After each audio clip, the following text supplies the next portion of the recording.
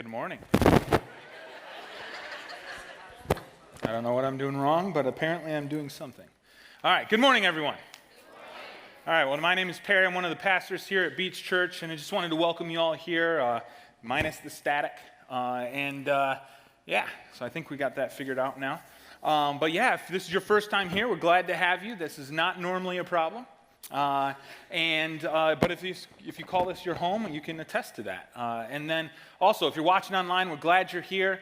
We also have a lot of people who probably weren't able to make it today because there's been a lot going on lately. All right. So there's been a lot going on lately. A lot of issues with the weather and different things that have been going on.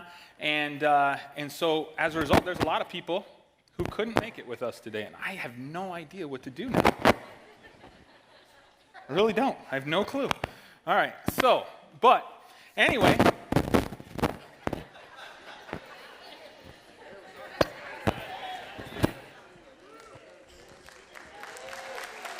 All right. This is going to be very hard for me now, because I like to talk with my hands. Okay, so like I was trying to say, there's been a lot going on lately, a lot of stuff. And so as a result, a lot of people have not been able to, get away from the situations that they're in. There's a lot of people who have been affected by the flooding. And so we may have a lot of people who are going to be watching later on as well. We want to welcome you guys. And we know that people will be watching on Thursday because this is going to be shown in J. Rubin as well. And so we just want to welcome them for joining us too. And there's just been a ton of stuff going on. I mean, where has September gone? I mean, it just blew by. It was just full of craziness. And just a few weeks ago, each one of us had to make a decision, didn't we? We had to make a decision on whether or not we were going to hunker down or we were going to get out of town. We were going to evacuate because Florence was coming. They were predicting it to be huge. That was going to be full of devastation. And so a lot of us ended up evacuating. My family and I, we definitely evacuated, and we took off. And so as a result, we went all the way up to Grand Rapids, Michigan. Now, I don't know that if anybody else went as far as we did, but that's where our family is. And so we just decided to go somewhere where we could stay for free. And it took us about 2 days to get there. But we did. We made it there. And by the time we got there, we spent a couple days. And when we finally realized that the storm wasn't going to be nearly as bad as what was predicted and that most of the damage didn't really occur here, we then had another problem, didn't we? We had to figure out how to get back. How do you get back? Because there were going to be a bunch of roads that were going to be closed. There was going to be flooding coming, and we had no idea the extent of it, but we knew that there was going to be some issues. Now, one of the benefits of going all the way to Grand Rapids, Michigan, is you have a lot of options. All right, there's a lot to choose from, and you can take several different ways to get down here, and so we decided to take kind of the easy way. We cut it in half, went to Knoxville, Tennessee. That was super easy. We got there, and then we started looking at some of the websites to see what roads are open, what roads are closed. And we went to North Carolina's Department of Transportation website, and in big, bold letters, it said, "Do not travel through North Carolina." Now, I don't know about you, but if you travel much from the north into South Carolina, it's pretty tough to get into South Carolina without going through North Carolina, unless you really want to go out of the way. And being the stubborn guy that I am, I didn't want to go that far out of my way, so I did a little bit more research, found out that the western side of North Carolina was actually not too bad, pretty passable. And so I found a route, and it was actually pretty easy. We went straight into Columbia, very few problems, and from there, straight over here. And we had to keep an eye on things. They would tell us one road was open, and then we'd call a couple hours later, and they'd say, "No, that's flooded now. You can't go that way." And we had to make some adjustments. And it took us about 2 hours more than it normally would take us to get to where we needed to go. And so I don't know about you guys, but that wasn't too bad for us. I mean, we were like, all right, considering the situation, that's not too bad. But I heard some of your stories that some of you started going a direction, and you went several hours just to see one of these, a road closed sign. And you had to turn all the way back around and go to some other major road, or perhaps even all the way back to where you started from and go a completely different way. Now, like I said, for us, it took us about 2 hours more than normal. How many of you took 2 hours more or more than you normally would take? Go ahead and raise your hands. All right, okay, quite a few of you. How many of you took 5 hours more than normal? Go ahead and stand up for me. Yep, if you took 5 hours more than normal, go ahead and stand up for me. How about 7 hours more than normal? You can sit down if it wasn't 7. Wow, 7 hours. So we got, no, stay standing. Stay standing. We have a gift for you, all right? I can only imagine how terrible this was, all right? But we have a gift card to help pay for some of that gas. So we've got 2 couples right here. All right, yeah, that was terrible. I can't imagine what you went through. Good thing you didn't have, it doesn't look like any of you have young children. So that was probably good for you. If that happened to us, I don't know that all 4 of my kids would have made it alive. There's a chance that someone would have been left behind. But I know this is kind of lighthearted, right? But really, that was just the beginning. And if that could have been the worst of it, I think we all would have been happy because those floodwaters started to come, all right? And the effect of those floods has been devastating. Hundreds of roads were being closed, and thousands of homes have been flooded. There are people who are displaced right now. Their homes are destroyed. It's going to be months before they're able to get back into their homes. And some people aren't even going to be even able to get back into their homes. They're being told by FEMA or another organization, you need to sell this. We're not going to help you rebuild. So that's crazy, all right? There are people who are going through a lot. And I know as far as traveling goes, even if you weren't affected, your home wasn't affected by the floods, your travel time may have been. There are people who, in order to take a trip that would normally take minutes, it's taking them hours to get there because of all the closed roads, all the traffic kind of flowing through the same arteries. And so I think if anybody is familiar with roadblocks, it's us right now. If anyone's tired of roadblocks, it's probably us right now. But road closed signs, they're kind of tough sometimes, aren't they? You know, sometimes you'll see a road closed sign, and it's the only way that you can get to your house. You know your house is fine. You know that you can get there, or at least you think you can get there, but that's the only way you can go. Or how about when there's construction, and you're driving along the way, and you see road closed, construction, everyone merge to the left. And everybody merges to the left. You get a traffic jam because everyone's got to do it, and you got to get all traffic in there. And then you drive by, and you look over to the right, and you see that there's nothing wrong with the road. There are no workers. And you're thinking, why would they close the road now and not wait till they're actually going to do work on it? That just frustrates me. It just really bothers me. But it's because of those things that sometimes we start to doubt those signs a little bit. And we start to ignore those signs. How many of you have ever ignored a road closed sign before? We have a lot of rule followers in here. Good job. Good job. Well, I have broken that rule before. And fortunately, it's never turned out real bad for me. But hopefully, those of you who have broken those signs have never turned out quite like this guy. Now, I don't know about you, but if I'm going to avoid the road closed sign and I'm going to try to brave it through the waters, I think I'm going to choose a different vehicle other than a Mini Cooper. All right, you couldn't have picked a smaller vehicle with lower clearance. All right, I'm going to pick a truck or a Jeep or something like that, something that I have some confidence that perhaps I'm going to make the clearance. But, you know, I can see this happening to anybody once. So if you're the person who's taken a Mini Cooper and gotten stuck in the water, I could see it happening once. You don't realize the water's quite as deep as it really is, or maybe it's, you know, I don't know, it just dips down and you didn't realize that the road does that. I could see it happening once. The problem is when this happens more than once. All right, when you don't learn from the situation. That's really where the problem happens, I think. And so as a result, what you've got to do is you've got to learn from these situations, right? Because every person has roadblocks come up in their lives. Everybody makes mistakes. Every influential person out there, every leader out there, every great person that you can think of has had that happen in their own lives.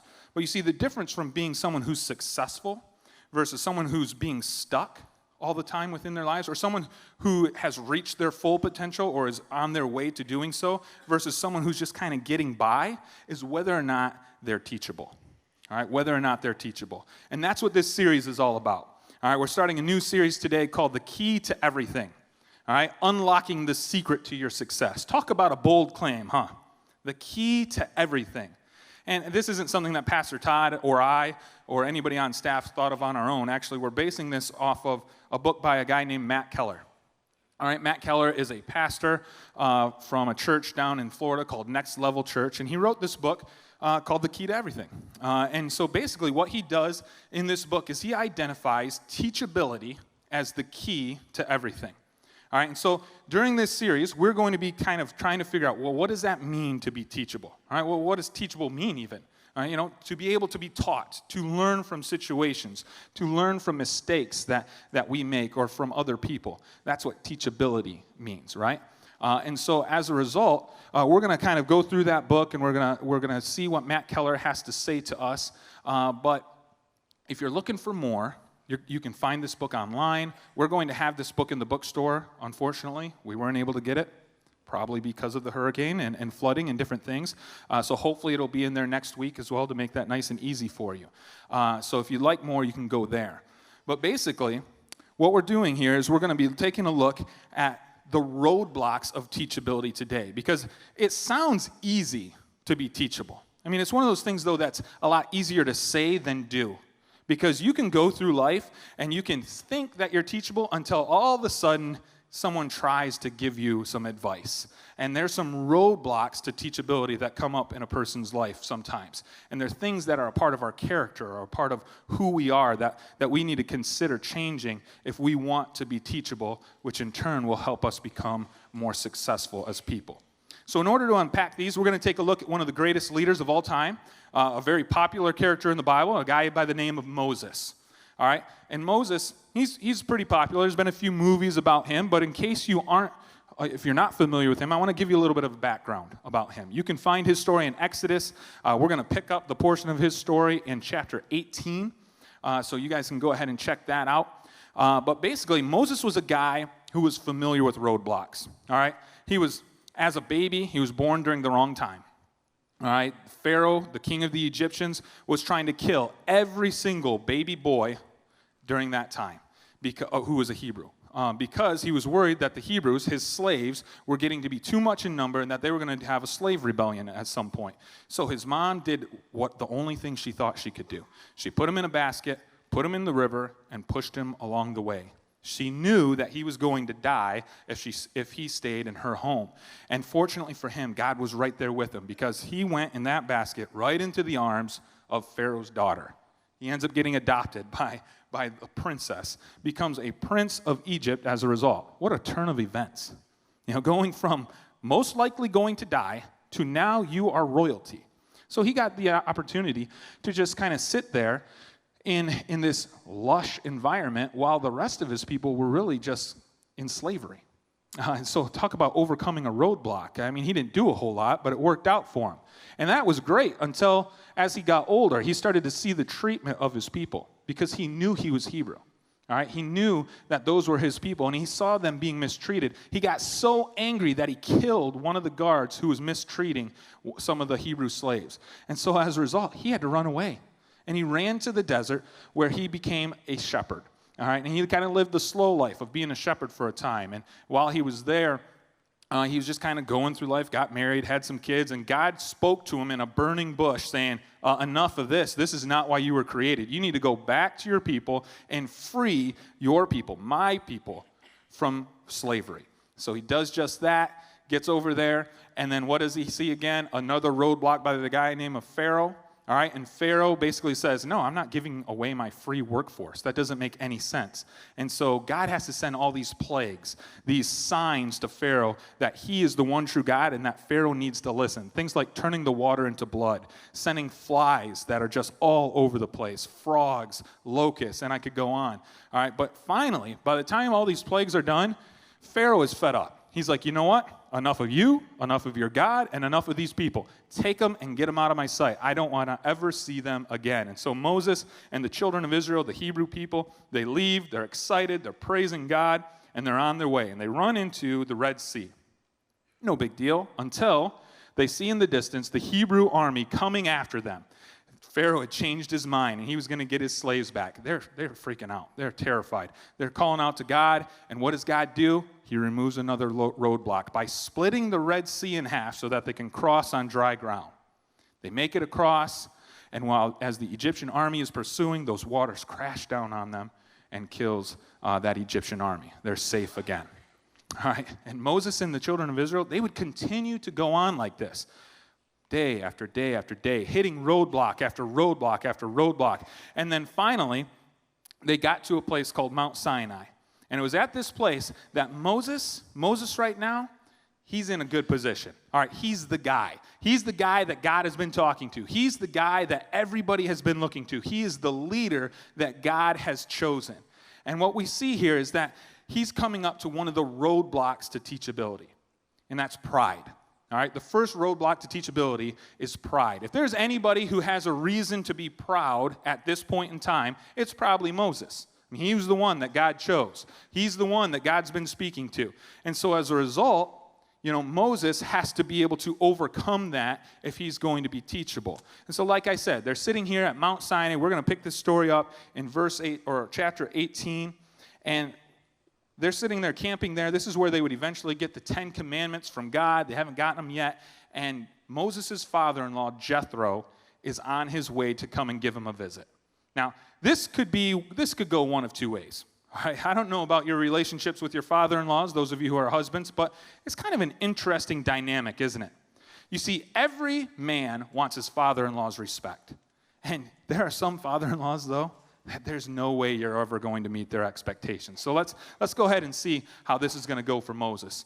It says in chapter 18, Moses told his father-in-law about everything the Lord had done to Pharaoh and the Egyptians for Israel's sake, and about all the hardships they had met along the way, and how the Lord had saved them. Jethro was delighted to hear all the good things the Lord had done for Israel in rescuing them from the hand of the Egyptians. So Moses is sitting in a pretty good spot right now, isn't he? All right?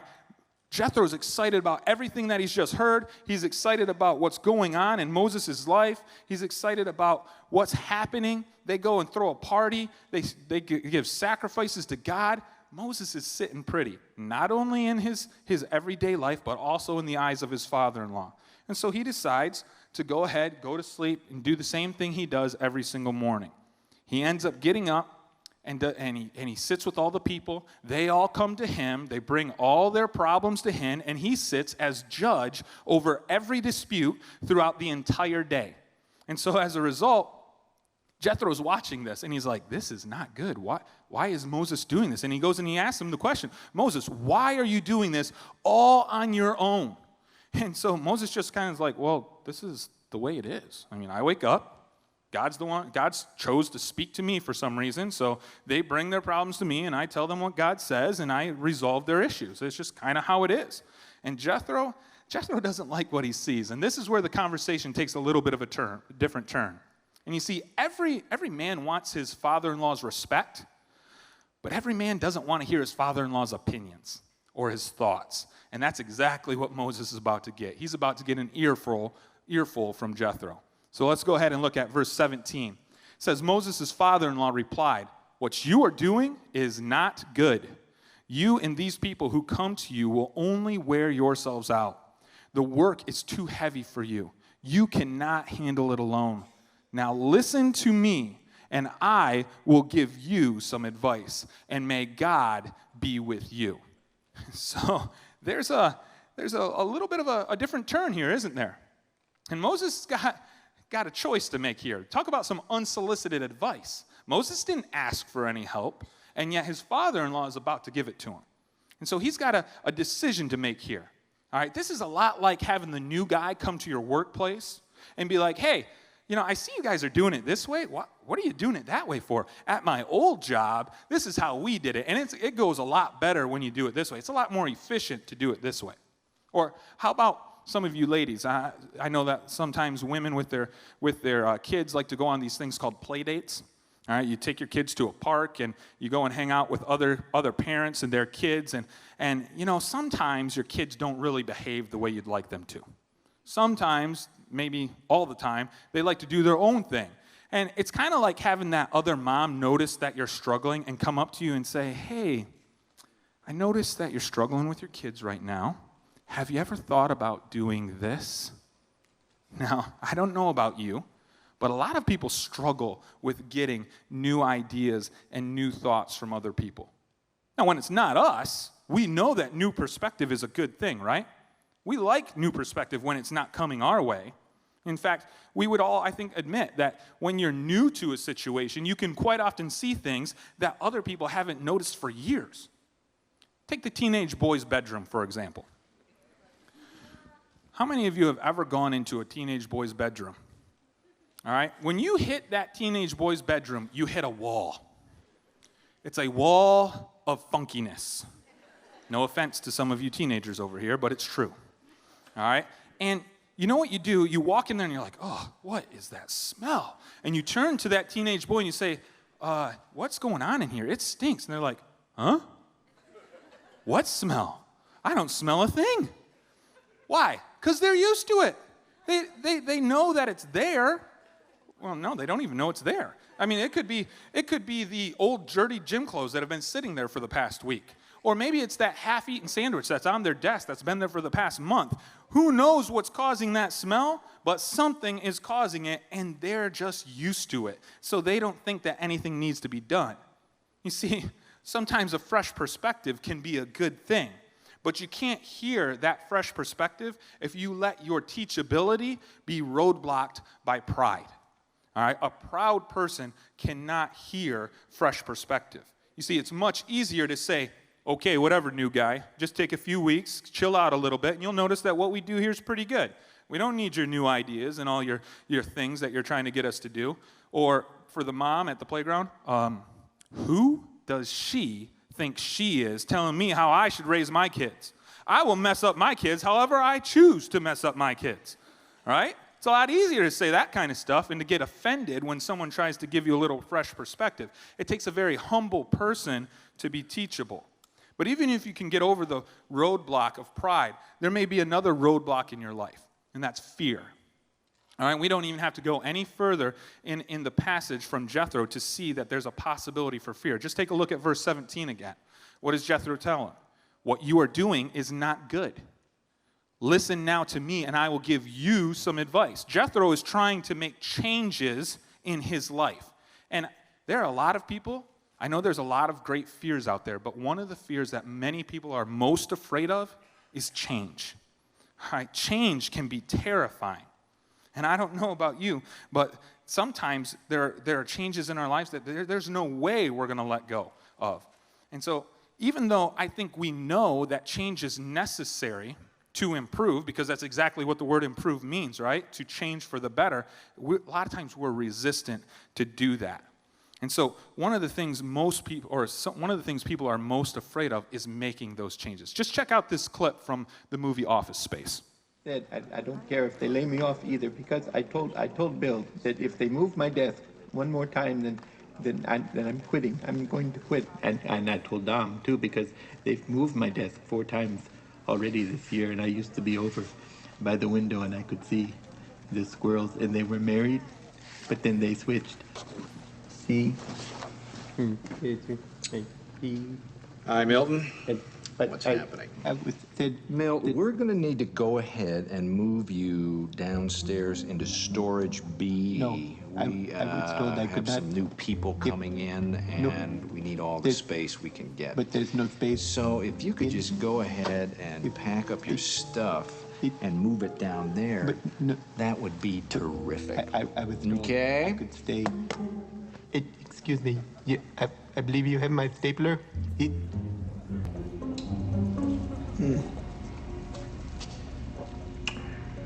Milton? Yes. What's happening? I wanted to Say, see you. Milton, you know what would be great? Wait, no. Since you're down here, it would be really great if you could just sort of... Take care of the cockroach problem we've been having in here. No, that's really not my job, and I haven't received my paycheck this week. For now, why don't you go ahead and get yourself a flashlight and a can of pesticide and... Excuse me. Excuse me. But, okay, but that's the last straw. Now, I don't know how many of you have actually seen that movie before, but basically Milton ends up burning the building down. All right? He said it was the last straw. You've moved me several times. You've sent me down into the basement. Someone has stolen my stapler. All right? I'm done. Burning the building down. Now, I don't know why Milton didn't go and, try to find a new job, probably because it wouldn't have made nearly as funny of a movie. But the fact of the matter is, he needed to make a change long before this, right? But he was just afraid to do that. And as funny as that is, though, oftentimes we can be a lot like Milton. You don't want to be a Milton, but sometimes you are, and you just don't even realize. And it may not be a career change. Granted, it could be. You may be in a dead-end job that you hate, that you're mistreated in. All right? It could be a career change, but it could also be that person you're dating right now. You might even be sitting by that person right now. It may not be the one that God has given you. All right? You may be settling for someone, even though that person treats you poorly, even though that person doesn't follow God the way you would like your future spouse to follow him, but you settle because you're afraid of change. You settle because you don't think you're good enough for someone else. And so as a result, you just kind of stick with it. You just keep doing it. Or maybe it's a behavioral change that needs to be made. You might be one of those angry people that everybody knows that they need to walk on eggshells around you, especially if they live in the same house as you, because they know if you do one thing to set them off, they're going to freak out. All right, you're going to freak out, you're going to blow up on them. And so as a result, there needs to be a change made. But a lot of times taking that step to get help can be so difficult because there's a fear of failure. There's a fear of not being accepted. There's a fear of hearing someone tell you that you need to even make a change. And so as a result, that can be really tough to take that next step. Maybe it's an addiction. Maybe it's a habit that you have that isn't healthy. It's not affecting you well, and it's not affecting anybody in your family well either. And maybe you need to go to a place like Celebrate Recovery or seek counseling or something like that. But you've just kind of dug in your heels and you said, nah, I'm not going to change. I'm afraid to do that. I don't want to do that. And you see, sometimes we stick with those things even though God might have something so much better for us. Fear can cripple us if we allow it. Fear can cripple us from ever reaching our full potential. And so Moses is in that position right now. He knows that Jethro wants him to make some changes. So let's take a look at verse 19 and see what those changes are.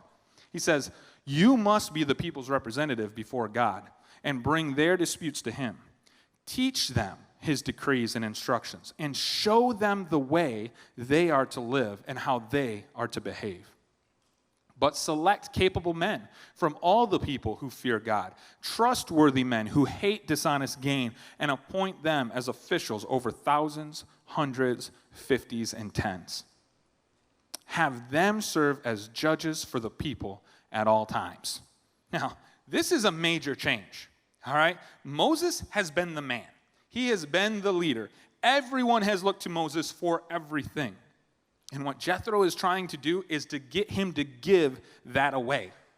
He's trying to get him to give away his knowledge, to teach other people what he knows, so that they can now know what they need to do on their own, or to be able to go to someone else who can help them know what to do. That means not everyone's going to be looking to him anymore. In fact, Jethro's trying to get Moses to give away his influence too, to choose men that have shown themselves as leaders to be able to step up and to be the leaders of the people. Now, in order for him to do this, though, he's going to have to get over another roadblock. All right, he's going to have to get over the roadblock of insecurity. Okay? Because an insecure person looks at this and says, well, if I teach them everything I know and I let them lead, well, then nobody's going to need me anymore. Or what if they do a better job than I do? Then the people might choose a different leader, and, well, then I'm not going to have a job anymore. I'm not going to be the guy anymore. I'm not going to be the one that everybody looks to now. Well, that's what an insecure person says. But from the outside looking in, you can look at Moses' situation and can tell that this is really good advice. All right? Just in some of the passages earlier, we learned that there are at least 600,000 men in this camp alone. 600,000 men. So we do some math and we try to figure it out. We know that there are at least 2 million people in this camp. And he's the one listening to all of their problems? Guys, my wife and I can barely handle the 4 kids in our house, much less 2 million people. I can't imagine him doing this on his own. And so he should be able to see this. But an insecure person is going to really struggle with this. You see, but if we're able to put aside our pride and our fear and our insecurity, we begin to realize that God has made each of us unique. Each one of us has specific skills, a specific personality, a sweet spot that each one of us has been designed and created for. In 1 Corinthians, it's another book in the Bible that is written to those of us who are believers. In chapter 12, it says that we're all a part of a body of Christ. All right, we're all functioning together. We all have our own different gifts, just like your body does. We have a hand, and we have feet, and we have a mouth, and eyes, and an ear, and they all have different functions to make this all work well. And so as a result, if I want my family, my company, my church, or the body of Christ, all of us collectively together in the entire world to reach its full potential, then I can't do it all. If I try to do it all, then it's just not going to be very good. And so we have to be secure enough to allow other people in our lives to be able to step up into their roles, into what they've been created to do, so that they can become more successful as an individual, and so that we can become more successful as a group overall. And when we accept that, and we become secure in who God has made each of us to be, we start to realize we can't do everything.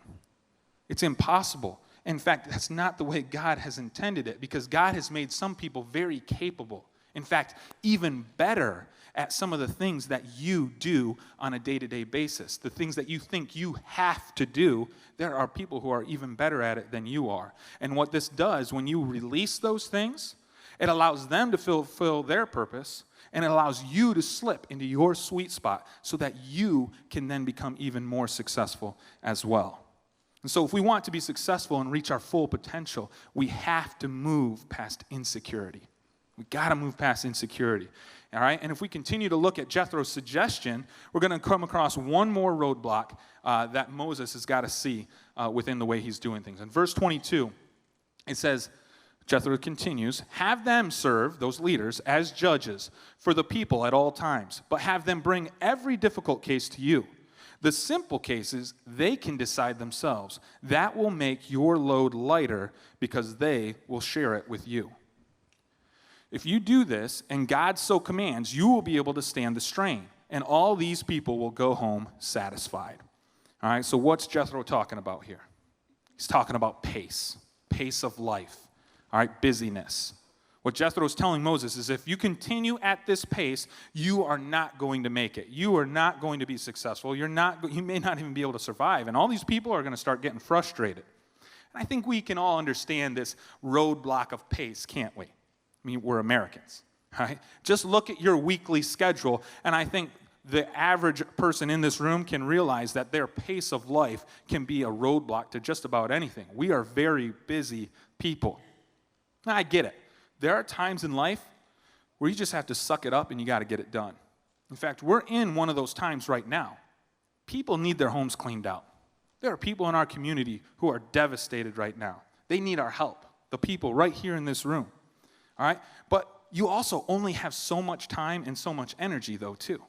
I mean, we got to be careful not to go so hard that we're going to burn ourselves out. And in order to avoid that, we have to make priorities in our life. We have to prioritize our schedule. And we may have to say no to some things, though. In a time like this, in order to make time for the people around us, for the community around us, to be the hands and feet of Jesus for them, we may not be able to go to the gym every single day. We may not be able to go to all the social gatherings that we typically go to in a given week. In fact, many of you signed up for small group topics, right? We were really excited about our small groups coming up, our beach church groups. And your group may just have to take a break.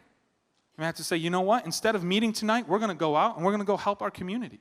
We're going to go and serve our community together because there are people out there that they need to drag out all their stuff, tear out their carpet, tear out their drywall because their home was completely destroyed, just like these.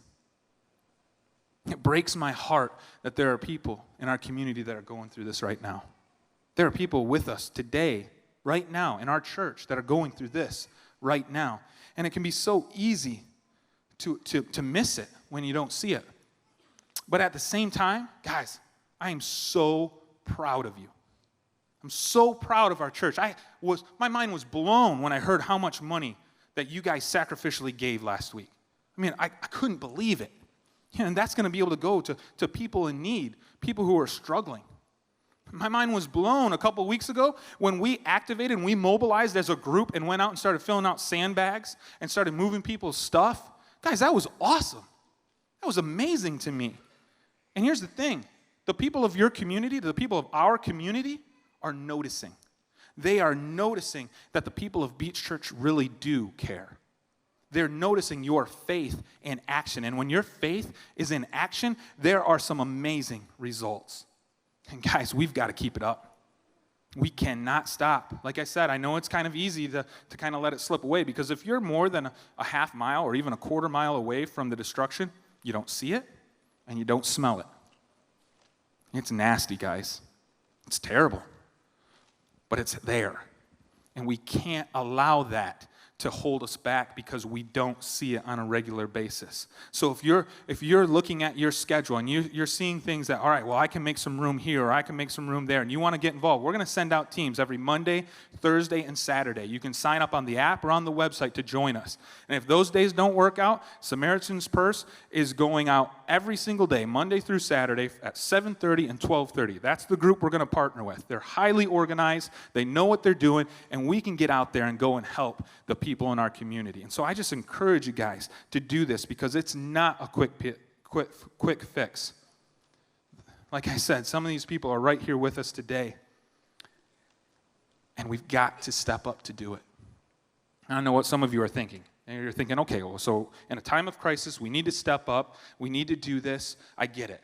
But what about in my normal life? Like, what about when things are normal? Well, then how do I make this impact? How do I worry about my pace? How do I become teachability or teachable? Well, we have to prioritize and we have to say no sometimes. It means that I may have to ask myself a couple questions. Do I have a pace that allows me to get out there and help the people around me? If the answer is no, well, then I need to consider saying no to some things. Am I able to choose things that are helping other people? Am I able to choose things that are giving me the ability to let them know that not only do I believe in Jesus, but that I actually care about them, and that there's a love that I have for them that can't be explained otherwise? Well, the answer is no. Well, then I have to prioritize my schedule differently. We may not be able to sign up our kids for every extracurricular activity. We may have to change our budgets, downsize those budgets. That's scary. But some of us have overextended ourselves so much that it's impossible for you not to work as much as you're doing. You have to fill almost every waking hour with going to work. You may have to actually invite people into your homes. The list could go on and on of the changes that you need to make or that we might need to make. And one of those might be I may have to give up one of the 5 volunteer positions I have at church. That might seem weird coming from the Next Steps pastor, because I'm always the guy who's trying to get people involved, right?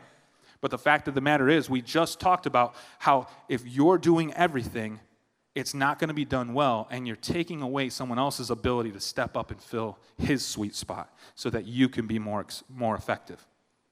The fact of the matter is that we all have a choice to make, just like Moses has a choice to make right now with Jethro. Is he going to be able to realize that his pace is unhealthy, that it's a roadblock to his success? And we already gone through a bunch of the other reasons, right? I mean, there's a bunch of roadblocks he's got to get over right now. Pride, fear, insecurity, pace. And in verse 24, we're going to see exactly what he decides to do.